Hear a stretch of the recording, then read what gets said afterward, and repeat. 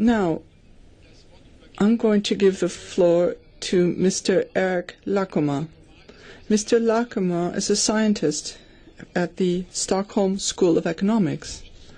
There, he is researching on topics such as firearms policy in Europe, legal possession of firearms, and he was also one of those who wrote a draft review of the existing legislation. So, Mr. Lakomaa, the floor is yours. We need a microphone, sir. Thank you, and I'm glad you invited me. I'm not a politician. I'm here as a researcher, one of the few, I should say, that have been looking into the issue of gun legislation, gun crime, and gun thefts in Europe. Unfortunately, to say, because it's an area there is a great demand of research, and I will show you my role here, and I was invited, is to say what you could say based on research. You can have any political opinions you want, and I won't go into that, but I will give you an overview what you can say based on scientific research. And basically, what we're talking about is why has there been why have the mandatory impact assessments of legislation? And that is a quite easy question to answer, and that is, so in order, what do we need to know in order to proceed? And we need to know that we are addressing an issue that exists, and that the proposed measures have significant benefits. In this case, we're talking about reduction of crime and terrorism. We should also know, in order to be able to proceed, if the benefits, which is the reduction in crime and terrorism, outweigh the cost, which could be these discussed bans on various kinds of firearms for civilian gun owners. Could also be effects of national defense. I could note, for example, that in my country, in Sweden, the armed forces is saying that if the directive becomes reality, it would have severe consequences for military preparedness. So this is one concern, but it might be outweighed by other benefits. But it is how we should use science to assess these questions. And we should also look into if there are other means to achieve the same benefits without causing this harm. So that's the basic outline of my presentation here. So what do we know? And as I said, there's very little research here. I have selected some quotes from research that were mentioned in the 2014 assessment of the Firearms Directive. This is, as I should say, a very good summary of what research say. And in general, it says the possibilities for using legislation targeting civilian gun owners, which are like legal gun owners with licenses, to reduce crime is very limited, because there is no, if you look at research, no connection between civilian gun ownership and crime, because criminals are not using legal weapons. So in order to have this, to target this by having restrictions on legal gun ownership, you must create a mechanism. And there is some people mentioning a mechanism called the hypothesis of leakage, if you use an English translation of a Swedish term, which means that all weapons that are used by criminals, the illegal weapons, once have been legal and then transferred to the illegal market, primarily through theft. Some people have also said that weapons that have been stolen from a military depot in former Yugoslavia and then smuggled into the EU is also illegal firearms, since it was legal when it was first put in the depot. But this is an idea that very few reasonable people would say that this is an illegal weapon. It's a misuse of the term. So I won't say this is an illegal weapon. It's smuggled. It's never been legal in the EU and should be counted as something outside the scope of legislation. But if you summarize what this research say, this is some American studies. This is a problem because, and I will address this later, that we have very limited research on European factors. Actually, the country that had the best data, the best research is Sweden. I will talk more of that later. But the American assessments, this is meta studies. One of them, for example, the first one here was ordered by the Clinton administration in 1997. And they looked through a couple of hundred published articles and found no connection between legal gun ownership and violence. So this is what research is saying. If we look at Europe, we have 2 studies based on Swedish data. That's total population studies, which is very rare here. And Sweden had the right size to be able to do it. This is fairly costly to do this for the United States, where they have 300 million citizens.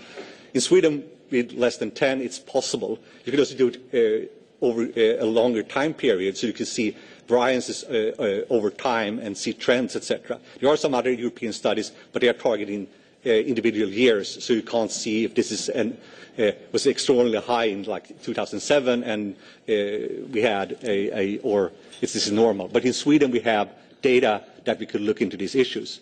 The studies I'm going to refer to is one of them is mine. The other one is made by another researcher called his name is Hagelin, published in 2012.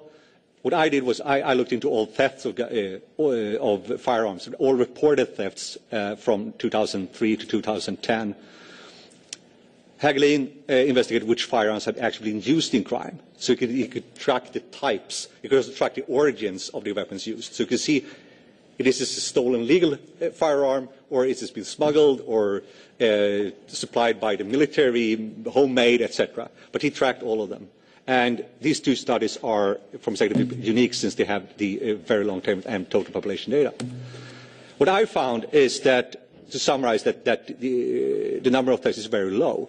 Both if you compare absolute terms, it's about, during the period I first studied, it's about 100 thefts a year. The trend is steadily declining, so if you look in 2016 projection, it will be about 80 thefts in Sweden. They're also very rare in comparison to the 629,000 gun owners in Sweden and the number of residential burglaries, which is about 19,000. So if firearms are stolen on the same rate that owners of firearms would have firearms be burglarized, the number of firearms thefts should be 64 times higher, which means that the present regulation is probably as good as it could be in order to prevent theft. You can also see that which is also something that you could take note of, that there are serious errors in the reporting, that the official numbers reported by the police were higher than the actual thefts. I investigated the actual tests, not the reported ones, because one of the over-reporting that no firearm was stolen, etc. There are also figures circulating which could be noticed that which are have no connection to reality, because you need to look at the actual numbers. So there have been over-reports in Sweden. I have heard it was the same in Germany. So this could be that we have statistics that is misleading. So this is something that we need to look into on a European basis. If you look at Hagelin, he investigated reported serious crime, which is in his case deadly violence and robberies and attempts and the preparation for these kind of crimes, also over a 10-year period. And he found out that stolen civilian firearms were used in 1 to 2 crimes or attempted crimes or preparation of crimes each year. So when you're discussing the legislation regarding civilian gun ownership, we are targeting these 1 or 2 cases a year in a country of the size of Sweden. It could be, if you adapt it, like could be 4 or 5 in Germany or France. So there's a handful of cases that we actually this legislation is targeting. We should know that. He also found out that the most common type of firearms in reported crime was not real firearms, but toys, signal weapons, or what they use in Germany, Schreckschusswaffen, soft air guns, etc., which you can't fire a projectile with.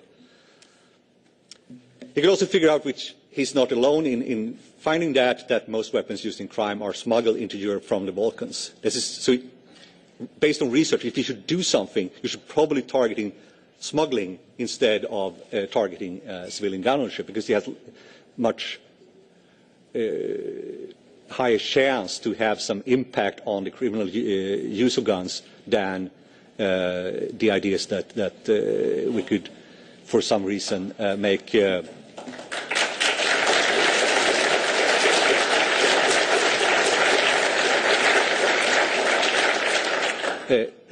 for some reason address this by stricter regulation of civilian gun ownership. This has had no support in research. We can also say, which this has been the very highly contested issue in discussion of the Firearms Directive, we have, for Sweden, as the only country, actual numbers of the popularity of these so-called extra dangerous weapons. And as Hagelin has looked into every crime committed with weapons, he could say that no weapon of the types that now are proposed to be moved from category B to category A have ever been used in serious crime in Sweden. None have been stolen. The latter is a figure from my research. So there are probably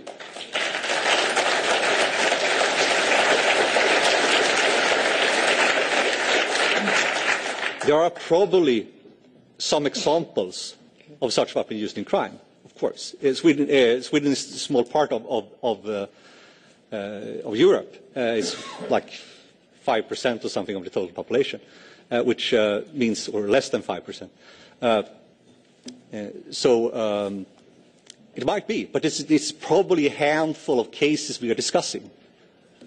And this is he investigated a 10-year period. I have not seen any reports after that or before that. There are no thefts that I have seen from over the data out of it, which is from 95 onwards in Stockholm County and from 2003 in entire Sweden. No thefts of weapons that are now proposed to be moved from category B to category A. And Hagelin has a 10-year period where there is no examples of such weapons used in crime. And there are no reports after Hagelin stood either. So we could say that it's probably, this legislation we are discussing here could probably prevent 5 crimes or something if you extrapolate these figures to European basis over a 10-year period. That might be worth it. It might be worth it, but you need to consider the facts before you make a decision. I'm not a politician here. So summary, on the EU directive, what could you say about research? This is not based on scientific research. It's target legal gun owners of firearms, which we know from research do not pose a significant risk. Of course, firearms are stolen, but the number is very limited. The directive also don't target the sources that we know is the sources for firearms that are used in crime, which is primarily smuggling from the Balkans, because it's not targeting them. You can also see that if you go back to the impact assessment, why you do them is that you need to balance costs and benefits. And as you can see from research that this benefit is probably very small. We should look into if the harm, which has been discussed, I'm not going into that, there are more other people that will look into that, but you can actually say from what I've been referring to that it probably disproportionately harm people that are not involved in crime. And here we should notice that in every European country we have requirements for licenses. If you are a criminal, you won't get a license. So we were actually targeting a group that is, by definition, one of the most law-abiding groups in society, which makes this kind of strange, at least from my perspective. So,